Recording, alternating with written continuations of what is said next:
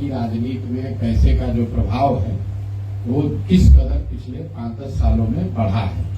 बिहार में बाकी बहुत कमियां हैं, लेकिन ये एक चीज जो है ये थोड़ा हम लोग इससे बचे हुए थे।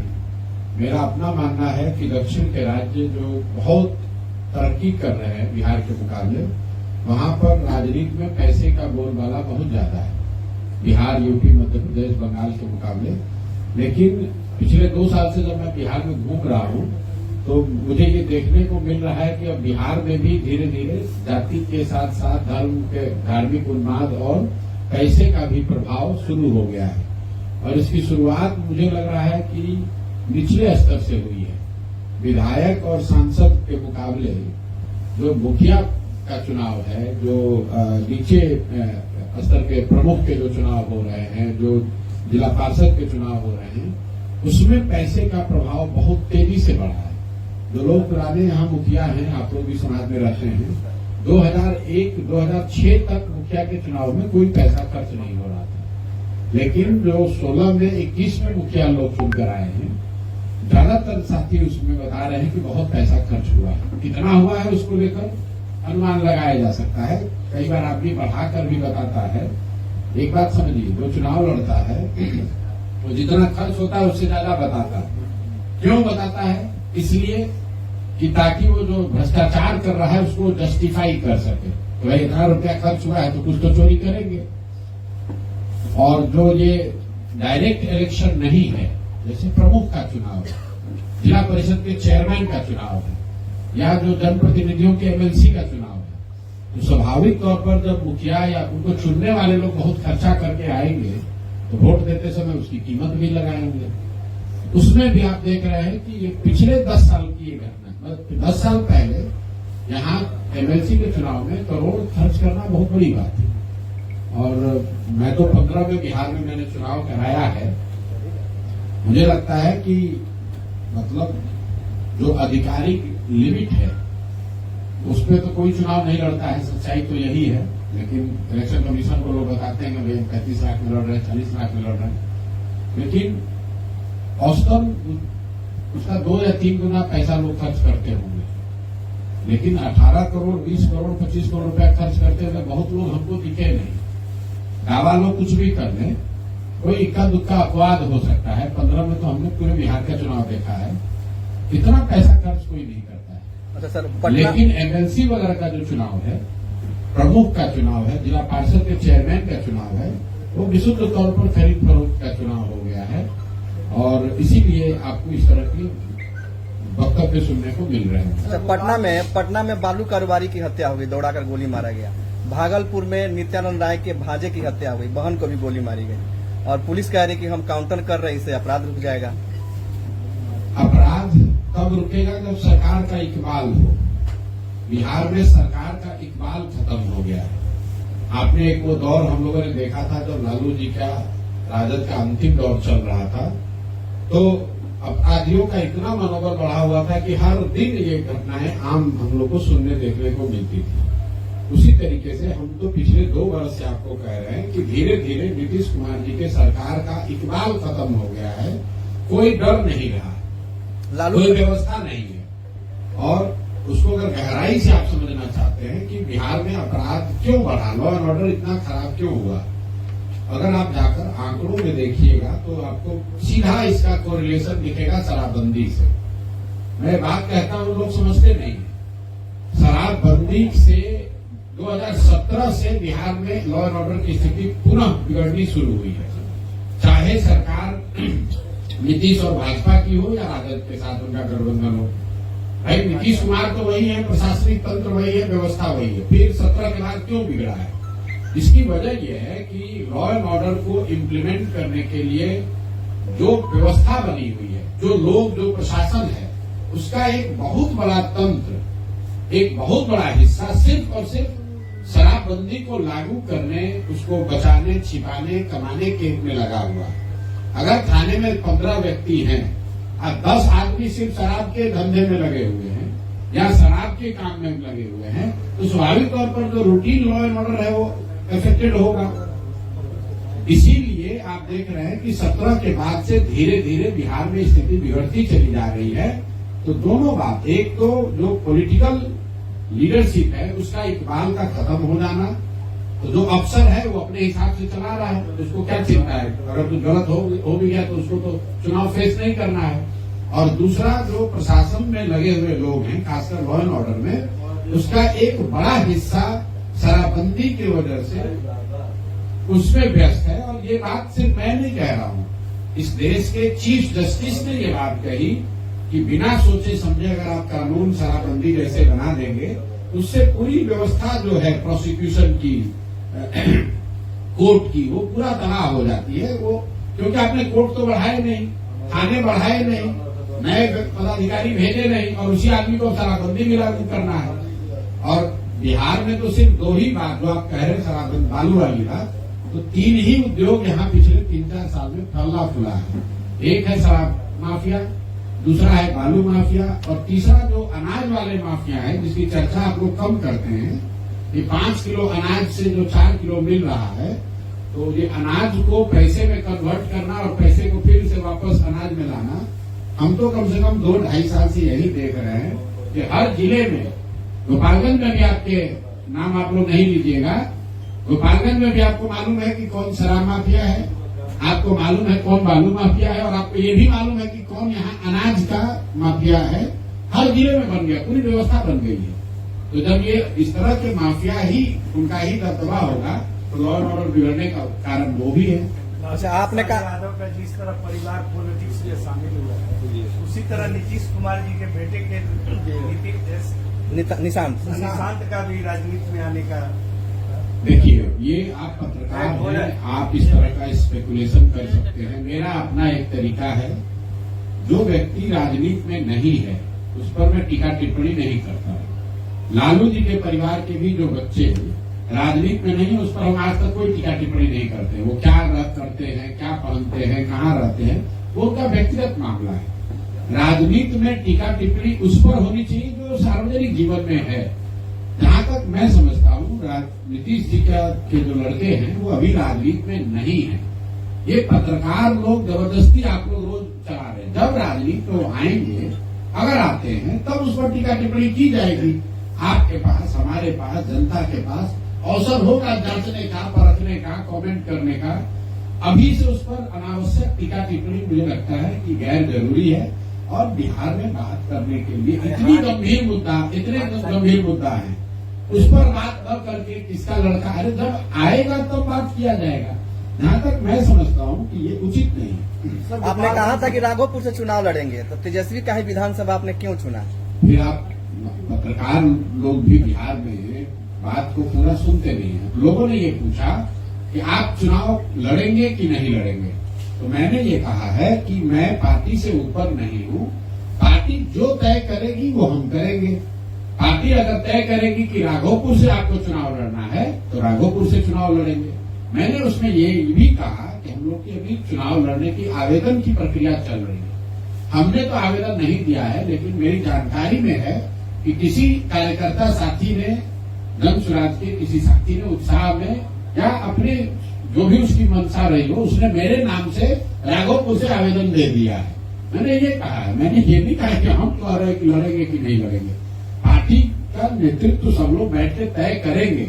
अगर सब लोग तय करेगा कि नहीं राघोपुर से ही लड़ना है, तो लड़ेंगे, उसमें कोई दिक्कत नहीं है। बिहार में तमाम राजनीतिक पार्टियां आती है और आने के बाद तमाम अपने दावे करती है कि मैं ये करूंगी, वो करूंगा, जो भी बात सही पार्टियां। लेकिन आप पर लोग क्यों विश्वास करें, और आप क्यों कि आप जो राजनीति करेंगे? मेरे पर जनता बिल्कुल विश्वास न करे। आपने बात ठीक कहा कि जो दल, जो नेता आता है, वो यही कहता है कि हमको वोट दीजिए, हम सुधार देंगे।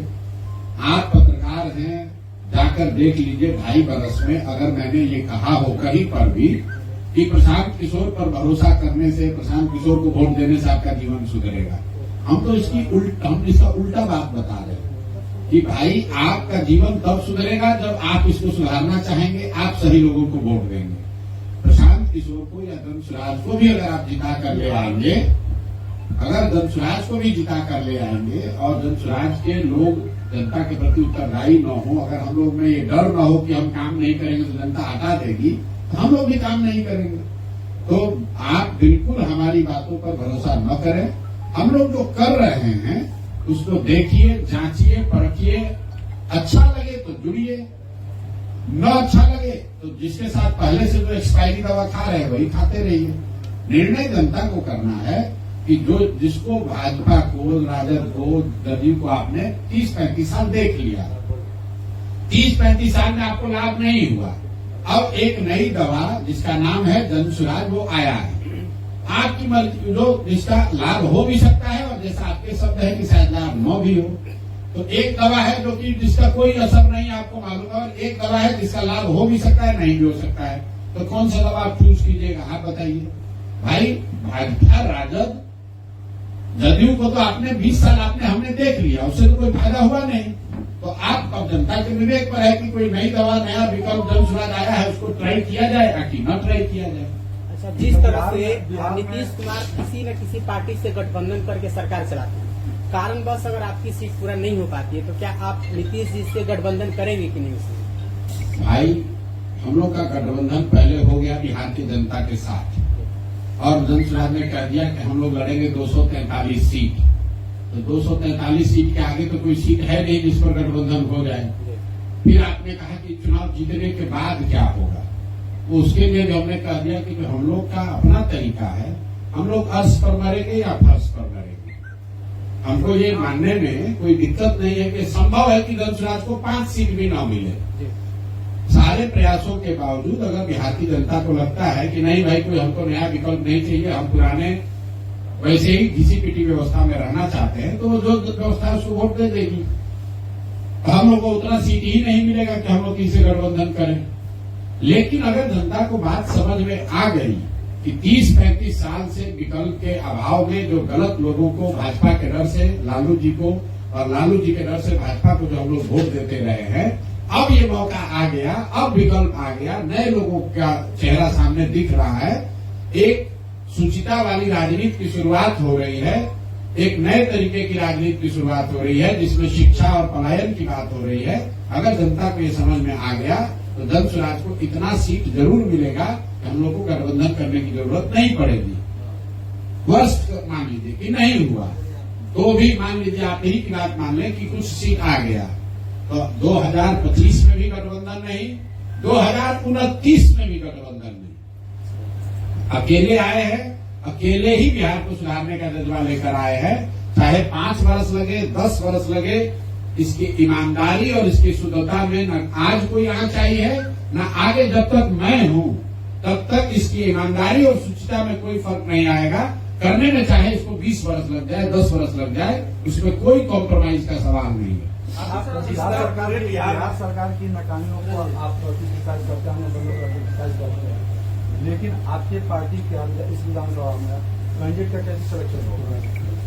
कैंडिडेट का कैसे सिलेक्शन होगा? देखिए, ये तो पहले बिहार में कोई दल है जो कि कैंडिडेट का आवेदन ले रहा है। पहला दल जन सुराज है जो चुनाव से साल भर पहले लोगों का आवेदन हम लोग ले रहे हैं और लोगों को कह रहे हैं कि आप संभावित प्रत्याशी के तौर पर पर्चा, बैनर, पोस्टर लगाकर अपने क्षेत्र में प्रचार कीजिए। और पहला ऐसा दल है जो कह रहा है कि हम जून जुलाई में आपको बता देंगे कि आपका उम्मीदवार कौन होगा। तो जो लोग चुनाव लड़ना चाहते हैं, इसी समाज से निकले हैं, वो अपना दावा रख रहे हैं, जनता के बीच में भी रख रहे हैं, जन सुराज के लोगों के बीच में भी रख रहे हैं। जिसके नाम पर सबकी सहमति बनेगी वो उम्मीदवार बन जाएगा। यहाँ पैसे का कोई खेल नहीं है, टेबल के नीचे कोई पैसा देकर टिकट खरीद नहीं सकता है, जाति के आधार पर टिकट बट नहीं सकता है। जिसको भी क्षेत्र की जनता, हमने पहले कहा है, जन सुराज का स्लोगन है सही लोग, मजबूत लोग नहीं, बालू माफिया नहीं, शराब माफिया नहीं। हमको मजबूत आदमी नहीं चाहिए, हमको सही आदमी चाहिए। जिसको क्षेत्र की जनता सही समझे उसको हम लोग उम्मीदवार बनाएंगे। उसके बाद आप वोट नहीं दीजिएगा तो आप भुगतिएगा और आप फिर रोइएगा कि आपने नहीं किया। भाई बिहार के लोग, हमारी जो समझ है, 2 बरस से तो यही कह रहे हैं कि भैया हम लोग के पास विकल्प नहीं था, आप बढ़िया आदमी आ गए हैं, आप अच्छे लोगों को टिकट दीजिए, आप विकल्प दीजिए, हम लोग आपके साथ खड़े हैं। कम से कम जनता ने कहा हमसे यही है, तो हमसे जनता ने कहा है तो हमको एक बार तो जनता को मौका, सही आदमी को टिकट देकर देना है। अगर जनता नहीं देगी वोट तो फिर उनसे जाकर पूछेंगे, भाई तुम तो कहे थे कि सही आदमी को वोट दोगे, नहीं दोगे तो फिर जो दुर्गति में जी रहे हो इसी में आगे जीना पड़ेगा। आपने बिहार के हर जिला का इस विधानसभा में आप चुनाव लड़ने जा रहे हैं, तो आप इस विधानसभा का आपका ये जीत का की फैक्टर क्या रहेगा, जीतने का की फैक्टर क्या रहेगा? जीतने का की फैक्टर जो है बिहार में वो ये है कि यहाँ 2/3 से ज्यादा जनता, चाहे वो राजद समर्थक हो, भाजपा समर्थक हो, जदयू समर्थक हो, कांग्रेसी हो, कहीं न कहीं उन लोगों ने ये मान लिया है कि हमें बदलाव चाहिए। बिहार में आप लोग भी पत्रकार हैं, बदलाव होना चाहिए, कुछ नया होना चाहिए, इसको लेकर तो हर जगह सहमति है। अब वो जन सुराज होना चाहिए कि नहीं होना चाहिए, इस पर बहस हो सकती है। लेकिन बिहार में 35 साल से लालू नीतीश भाजपा की जो सरकार चल रही है, इससे अलग कुछ होना चाहिए, जहां शिक्षा और पलायन की बात होनी चाहिए, बिहार में भी तरक्की होनी चाहिए, भ्रष्टाचार रुकना चाहिए। इसको लेकर तो पूरे बिहार में एक तरह से एक मत है लोग। तो की फैक्टर यही है कि लोगों की राजनीतिक बंधुआ मजदूरी, विकल्प के अभाव में गलत लोगों को वोट देने की जो परिपाटी बन गई है, मजबूरी बन गई है, उससे निकलने का जन सुराज रास्ता दे रहा है। और मेरा विश्वास है कि जनता को ये बात समझ में आएगी। आप उम्मीदवारों की घोषणा होने दीजिए, आपको एक तरफा जन सुराज के लोग ही हर जगह दिखेंगे। आपकी सरकार बनती है तो शराबबंदी खत्म कर देंगे? बिल्कुल 1 घंटा के अंदर कर देंगे। इसमें कोई इफ वक्त किंतु परंतु नहीं है, कोई वोट का इसमें राजनीति नहीं है, शराबबंदी का जारी रखने का कोई आधार नहीं है। पहली बात की शराबबंदी बिहार में लागू है ही नहीं है। आप जितने पत्रकार बंधु हैं, आप बताइए कि शराबबंदी आपके जिले में लागू है? घर घर में शराब बिक रहा है, तो किस शराबबंदी की बात कर रहे हैं? आप उस शराबबंदी का सवाल पूछ रहे हैं कि क्या शराब का होम डिलीवरी आप रुकवा दीजिएगा? तो हम आपको कह रहे हैं हाँ, शराब की होम डिलीवरी रुकवा देंगे, उसके जगह कुछ रेगुलेटेड दुकान खुल जाए, दुकान से शराब बिके, जिसको लेना है वो ले, पैसा दे, टैक्स भरे। क्योंकि ये जो दुकान बंद, शराबबंदी के नाम पर दुकान बंद हो गई और होम डिलीवरी चालू हो गया, इससे घर घर शराब बिक रही है, बच्चों का जीवन खराब हो रहा है। और बिहार सरकार का गरीब जनता का 15 से 20 हजार करोड़ रुपए का सालाना नुकसान हो रहा है। ये पैसा जा कहाँ रहा है? ये पैसा जा रहा है यहाँ के भ्रष्ट नेताओं के पास, ये जा रहा है यहाँ के भ्रष्ट शराब माफिया के पास। तो आप बताइए कि 15-20 हजार करोड़ रुपया जो बिहार की जनता का है, वो पैसा शराब के माफिया के पास जाए, ये कौन सा नियम होना चाहिए? और जिन महिलाओं के नाम पर इसको लागू किया गया है, सबसे ज्यादा प्रताड़ित तो महिलाएं हैं। 1.25 लाख से ज्यादा लोग, आप अपना आंकड़ा जाकर देख लीजिए, 1.25 लाख से ज्यादा लोग आज भी शराबबंदी कानून के तहत जेल में हैं। और जो जेल में है वो ज्यादातर लोग गरीब, अति पिछड़ा, दलित, मुस्लिम परिवार के लोग हैं, जिनके पास केस लड़ने का, बेल बॉन्ड भरने का पैसा नहीं है। तो किसकी मदद के लिए कानून बनाया गया? आपने जिस तरह पूरे बिहार के हर जिले में दौरा किया, उसी तरह से कांग्रेस भी कन्हैया कुमार के नेतृत्व में जन यात्रा शुरू की है। क्या वह जमीन अपना तलाश कर रही है? नया प्रदेश अध्यक्ष भी लाया गया है। बहुत अच्छी बात है, कांग्रेस बड़ा दल है, उनको प्रयास करना ही चाहिए। आश्चर्य की बात यह है कि 40 वर्ष उनको लग गया ये जानने समझने में। भाई कांग्रेस तो 1985 में बिहार में रूलिंग पार्टी थी, तो 85 से 2025 मतलब 40 वर्ष हो गया। 40 वर्ष के बाद ही सही, अगर हम लोग के प्रयास से कांग्रेस जग जाए या कोई दूसरा दल जग जाए, यही तो ताकत हम आपको बता रहे हैं कि जन सुराज के आने से बिहार नहीं सुधरेगा।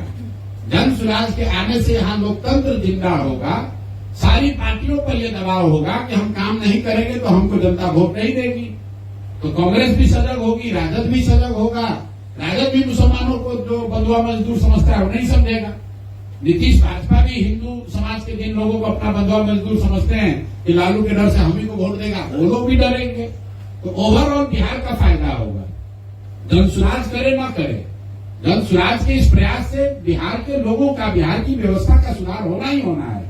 क्योंकि सब राजनीतिक दल जब कंपटीशन होगा तो सारे राजनीतिक दल सजग होंगे, सब लोग प्रयास करेंगे, सबके कार्यकर्ता जमीन पर उतरेंगे।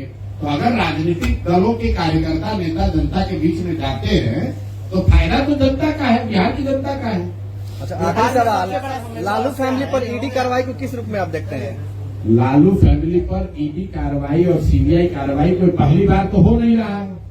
पिछले 30-40 सालों से लालू जी का जेल और कोर्ट से बराबर का ही नाता है, आते जाते रहते हैं। अब उन पर जब केस है तो केस में एजेंसी उनको घेरेगी।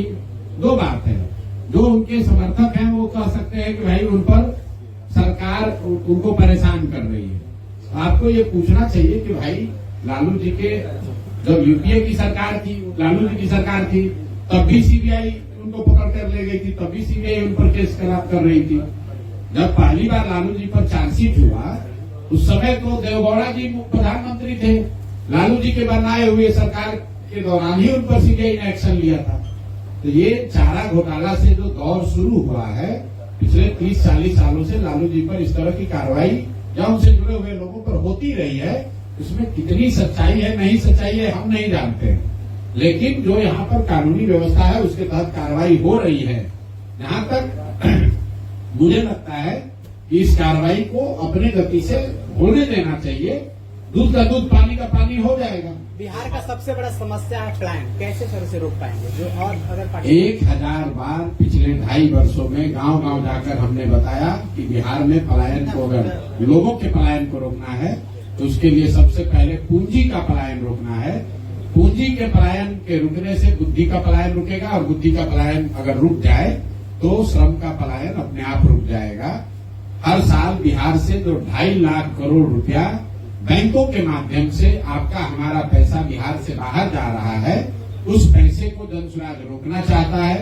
अगर बैंकों से ये पैसा बाहर जाना रुक जाए तो हर साल बिहार में 2 से 2.5 लाख करोड़ रुपया अलग से बजट के अलावा 2 से 2.5 लाख रुपए का निवेश होने लगेगा।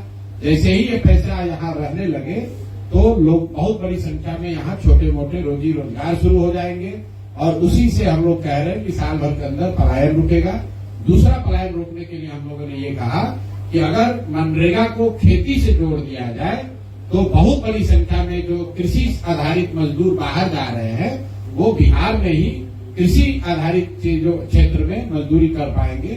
तो जनसुराज ने 2 रास्ते बताए हैं, पूंजी का पलायन रोककर बुद्धि और श्रम का पलायन रोका जाए और दूसरा जो खेती आधारित व्यवस्था है उसमें मनरेगा को खेती से जोड़कर बहुत बड़ी संख्या में जो खेतिहर मजदूर हैं उनके पलायन को रोकने की बात कही गई है। सर, आप इस तरह कह रहे हैं कि शराबबंदी 1 घंटा में शुरू कर देंगे, क्योंकि आप गोपालगंज में प्रेस कॉन्फ्रेंस कर रहे हैं। इस स्थिति में गोपालगंज की 3 समस्या सदियों से रहा है और जो भी पार्टी आता है कहता है गंडक, गुंडा और गंडे, और उसके जो समस्या रहा है सदियों से आते रहा है। तो क्या आप आश्वस्त करेंगे गोपालगंज की जनता को? इसी तरह का भाषण कर दिए। मैं गोपालगंज की जनता को ये कहूंगा कि अगर पूरा बिहार डूब रहा है तो उसमें गोपालगंज नहीं सुधर सकता है। अगर जहाज डूबेगा तो उसमें बैठा हुआ हर आदमी डूबेगा। पूरे बिहार में अगर चीनी मिल बंद हो रहा है तो गोपालगंज में गन्ना किसानों का भला नहीं हो सकता है। अगर पूरे बिहार में बाढ़ और नदियों के कटाव की समस्या है तो यहाँ पर गंडक की समस्या से निजात नहीं दिलाया जा सकता है। अगर पूरे बिहार में गुंडागर्दी और लॉ एंड ऑर्डर खराब है तो गोपालगंज को आप स्विट्जरलैंड नहीं बना सकते हैं। तो जनसुराज की ये सोच नहीं है कि हम आए गोपालगंज में तो कह दिए भैया हम यहाँ गन्ना का ठीक कर देंगे। जो बात हम लोग बता रहे हैं कि जब तक बिहार की स्थिति नहीं सुधरेगी तब तक गोपालगंज की भी स्थिति नहीं सुधरेगी, सिवान की भी नहीं सुधरेगी, चंपारण की भी नहीं सुधरेगी। ऐसा तो है नहीं कि सिवान बहुत अच्छा चल रहा है और गोपालगंज खराब है। ऐसा तो है नहीं कि चंपारण में चीनी मिल बढ़िया चल रहा है और गन्ना किसान गोपालगंज में परेशान है। लेकिन इसके साथ साथ जब हम लोगों ने पदयात्रा की है तो ये भी कहा कि एक बिहार को सुधारने का मैप है, साथ साथ गोपालगंज नहीं, गोपालगंज के 200 से ज्यादा अलग अलग प्रखंडों का योजना बनाकर जारी करने की बात कही है। आप पूरे गोपालगंज की बात कर रहे हैं, यहाँ पर अंतर्राज्यीय बस अड्डा बनना चाहिए, इसकी भी बात करनी है। और जो गंडक के कटाव का मामला है, बाढ़ का मामला है, उसकी भी बात करनी है। आप जल जमाव की जो यहाँ समस्या है उसकी बात आप नहीं कर रहे हैं। गोपालगंज में आधा अगर पंचायत बाढ़ से प्रभावित है तो करीब करीब आधा पंचायत में जल जमाव की भी तो समस्या है।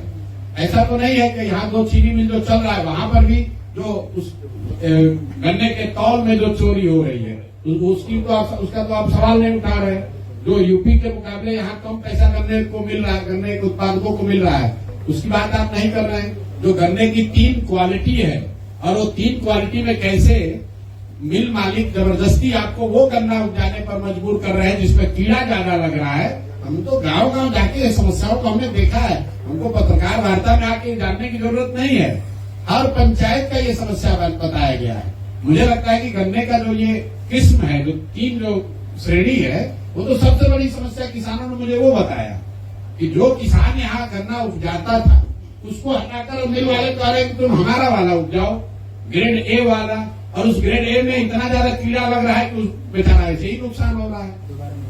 वही हाल है तो यहाँ पर सबसे बड़ी चोरी तो यहाँ पर तौल में है, गन्नों के गन्ना के तौल में जो चोरी है वो माफिया की तो बात ही नहीं कर रहे हैं आप लोग।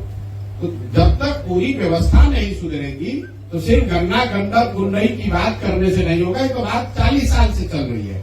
मैं आपको ये कहना चाह रहा हूँ कि बिहार की व्यवस्था सुधरेगी तो गोपालगंज भी सुधरेगा। और जहाँ तक जनसुराज की समझ की बात है तो 2 साल हमने यही तो लगाया है कि गांव गांव जाकर समझे कि गोपालगंज के गांव में, बेतिया के गांव में, सुपौल के गांव में क्या समस्या है, ताकि जब व्यवस्था को सुधारने का अवसर मिले तो निचले स्तर पर जो जानकारी इकट्ठा की गई है उसको देखकर कोई न कोई रास्ता निकाला जाए। आखिरी सवाल है सर, 29 मार्च को अमित शाह भी आ रहे हैं बिहार में, कई बड़ी पार्टी कब आ रहे हैं? 29 मार्च को। हाँ। तो क्या लग रहा है कि विधानसभा चुनाव वो निर्धारित समय पे हो जाएगी या पहले हो जाएगी? भाई आपने अभी आपको एक कार्यक्रम पता चला कि अमित शाह आ रहे हैं 29 मार्च को। हम आपको बिना उनके कार्यक्रम के जाने हुए बता देते हैं कि अगले 6 महीना में प्रधानमंत्री और अमित शाह को पूरे देश में सबसे ज्यादा प्यार बिहार से ही हो जाएगा। सारी योजनाओं की घोषणा बिहार से ही होगी। बजट अब बिहार के लिए ही बनेगा। किसान निधि का बटन जो प्रधानमंत्री को दबाना है वो भी आके बिहार से दबाएंगे। और नवंबर के बाद फिर अगले चुनाव तक भूल जाएंगे। तो इसमें नई बात क्या है? अमित शाह बिहार के बारे में कितना सूचित है, कितना जानकारी है। जब वो आएंगे तो आप लोग पत्रकार वार्ता कीजिएगा, हमसे तो आप सवाल पूछ रहे हैं। अमित शाह से पूछिएगा गोपालगंज आ रहे हैं कि कहाँ आ रहे हैं? पटना आ रहे हैं। पटना आ रहे हैं। चलिए पटना आ रहे हैं तो पटना के पत्रकारों को पूछिएगा कि कितना बिहार में जिला है यही बताइए, कई गो जिला है ये बताइए। बिहार में अभी बीपीएससी के बच्चों पर लाठी चली तो अमित शाह कहाँ थे? गुजरात में अगर किसी बच्चे पर लाठी चल जाए तो प्रधानमंत्री और गृह मंत्री वहां तुरंत पहुंच जाएंगे। गुजरात में एक दिन बाढ़ आता है, पूरा केंद्र सरकार वहां जाकर बैठती है। बिहार में हर साल बाढ़ आता है, कोई सुध लेने नहीं आता है। आपने अमित शाह मोदी का कोई बयान सुना? आप यहाँ चीनी मिल पर कुछ बोले? यहाँ के बिहार के लोग जो जाकर गुजरात में मजदूरी कर रहे हैं उस पर बोले जरा अमित शाह? अमित शाह जी से इतना मैं आग्रह करूंगा कि जो गुजरात में बिहार के लड़के गए हैं मजदूरी करने, जितना मजदूरी गुजरात के लोगों को मिल रहा है उतना ही मजदूरी खाली आप बिहार के लड़कों को दिलवा दीजिए। फैक्ट्री तो आप जीवन भर लगा नहीं, आप लोगों से 12 साल हो गए। जितनी मजदूरी गुजरात के बच्चों को मिल रही है गुजरात के फैक्ट्रियों में, उतनी ही मजदूरी आप खाली बिहार के बच्चों को दिलवा दीजिए उन्हीं फैक्ट्री में। गुजरात के लोगों को मजदूरी मिल रहा है 20,000 और बिहार के गरीब बच्चे जाकर उसी फैक्ट्री में 12,000 रुपए में काम कर रहे हैं। आपको हमारी बात पर भरोसा नहीं है? आप चलिए सूरत में, एक अकेले सूरत में 5 लाख से ज्यादा बिहार का बच्चा मजदूर है। चलिए मौरबी का जितना सिरेमिक फैक्ट्री है, इसी गर्मी में हम लोग यहाँ बैठे, बाहर धूप लग रही है, इसी चिलचिलाती गर्मी में मौरबी के जितने सिरेमिक फैक्ट्री है उसमें सब बिहार के बच्चे मजदूरी कर रहे हैं। अमित शाह उनके लिए कुछ कर दे भाई। बिहार में नहीं करा पा रहे, गुजरात में करा दो। वोट लेने की बात होगी तो सबको बिहार याद आएगा। आपने कहा अभी कांग्रेस वाले कुछ कर रहे हैं। आप लोग कोई पत्रकार ये नहीं पूछ रहे हैं कि कांग्रेस के एक नए नए अभी मुख्यमंत्री बने हैं तेलंगाना में, नाम है रेवंत रेड्डी। 2 वर्ष पहले अभी मुख्यमंत्री बने हैं, जुमा 2 वर्ष हुआ है। तो मुख्यमंत्री बनने के बाद उसने कहा, उस आदमी ने, कि बिहारियों का डीएनए है मजदूरी करने वाला। मतलब बिहार के लोग पैदा ही हुए हैं मजदूरी करने के लिए। रेवंत रेड्डी के शब्द हैं। जो भी कांग्रेस के नेता यहाँ आ रहे हैं जरा उनसे ये पूछिएगा तो भाई तुम्हारा यही सोच है? मतलब हम लोग जब मजदूरी करने के लिए ही पैदा हुए हैं तो काहे के लिए यहाँ यात्रा कर रहे हो? क्यों वोट मांगने आ रहे हो? तेलंगाना में ही वोट मांगकर बना लो सरकार। वोट हम लोग से मांगोगे और हम लोग से कह रहे हो कि बिहारी मजदूरी करने के लिए पैदा हुआ है। और आप जरा पूछे तो कोई कन्हैया कुमार, कोई राहुल गांधी, किसी ने अगर रेवंत रेड्डी के खिलाफ एक